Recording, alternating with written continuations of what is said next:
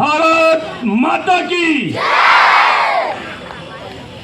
अपनी आवाज को इतना बुलंद करना है कि फिर कोई दुश्मन देशद्रोही अपने देश की ओर आंख उठाने की हिम्मत ना करे।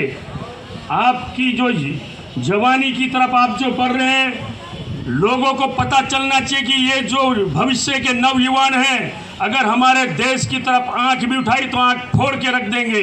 भारत माता की, भारत माता की, भारत माता की। वंदे वंदे वंदे वंदे। आज 77वें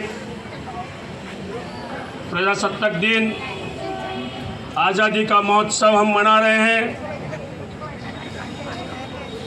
मेरे साथी मंच पर बैठे हुए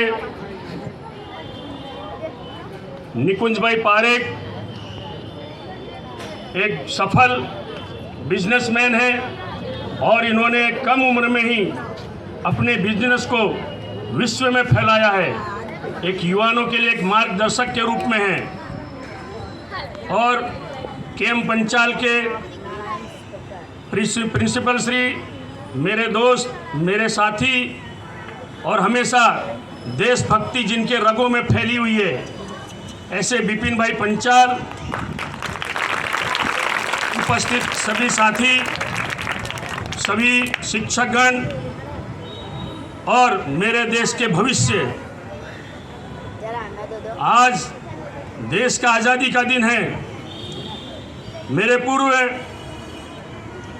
निकुंज भाई ने बताया कि ये आज़ादी हमें भीख में नहीं मिली है, हमें किसी ने दान में नहीं दी है। इसके लिए हमारे देश के यौवन ने अपनी युवानी को ख़त्म कर दिया है। अपने घर परिवार की चिंता किए बिना अपनी पूरी जवानी को ख़त्म कर कर फांसी के तख्ते पर झूल गए। इस तरह से हमको इस देश की आज़ादी मिली है। और उस समय आपके जैसे स्कूलों में जो नवयुवान पढ़ते थे, जैसे आज आपके हाथ में तिरंगा झंडा है, उस समय तिरंगा झंडा लेकर चलने वालों को अंग्रेज गोलियों से भून देते थे, लेकिन तिरंगे झंडे को हमारे उस समय स्कूल के छोटे छोटे बच्चे गिरने नहीं देते थे।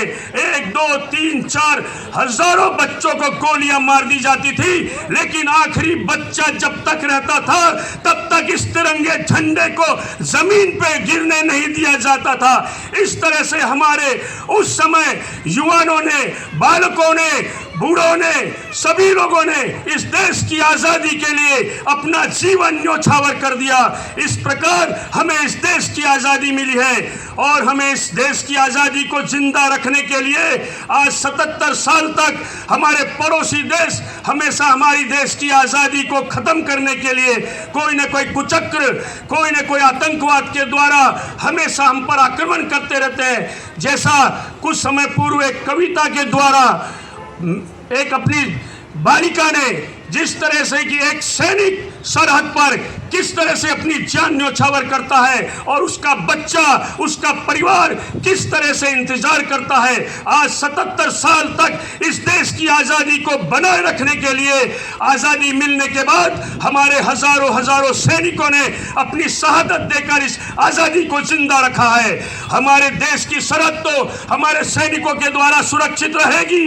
हमें विश्वास है कि दुनिया की कोई भी ताकत हमारी सेना के सामने टिक नहीं सकती। वो अपनी जान न्योछावर कर कर भी हमारी इस देश की आज़ादी को बनाए रखेंगे।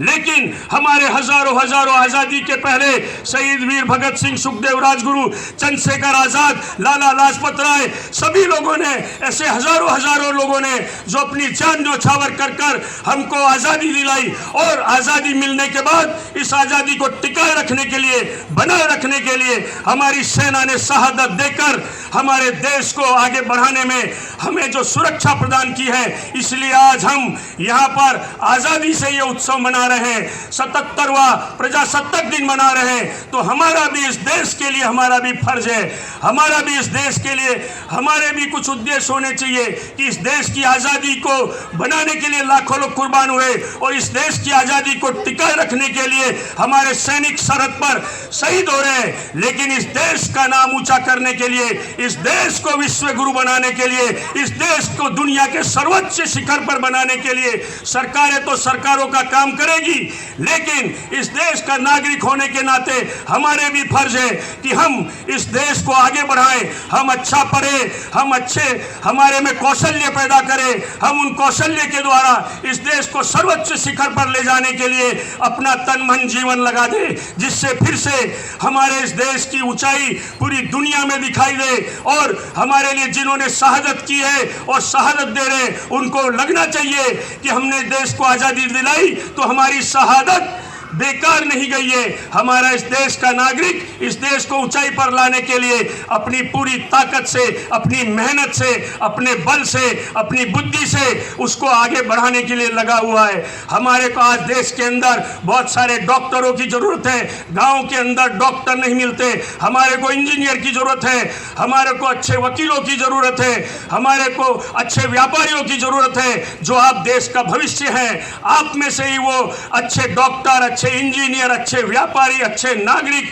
आप में से ही बनने वाले हैं। तो आपको अपने भविष्य को, देश के भविष्य को आगे बढ़ाने के लिए अच्छे ढंग से पढ़ना है, आगे बढ़ना है और इस देश का नाम रोशन करना है। हमारे देश के अंदर जो भी ज़रूरत है हमको उनको पूरा करने के लिए हमको दिन रात मेहनत करनी है और हमारे देश के आखिर तक के किसी भी नागरिक को हमारी देश की सेवाओं से वंचित ना होना पड़े। अगर वंचित है तो हम उसके साथ कंधे से कंधा मिलाकर उसके साथ खड़े रहें और हमारा देश फिर से फलद्रुप होकर दुनिया के अंदर सोने की चिड़िया जो कहलाता था, जहां पर दूध की नदियां बहती थी ऐसा कहा जाता है, फिर से हमारे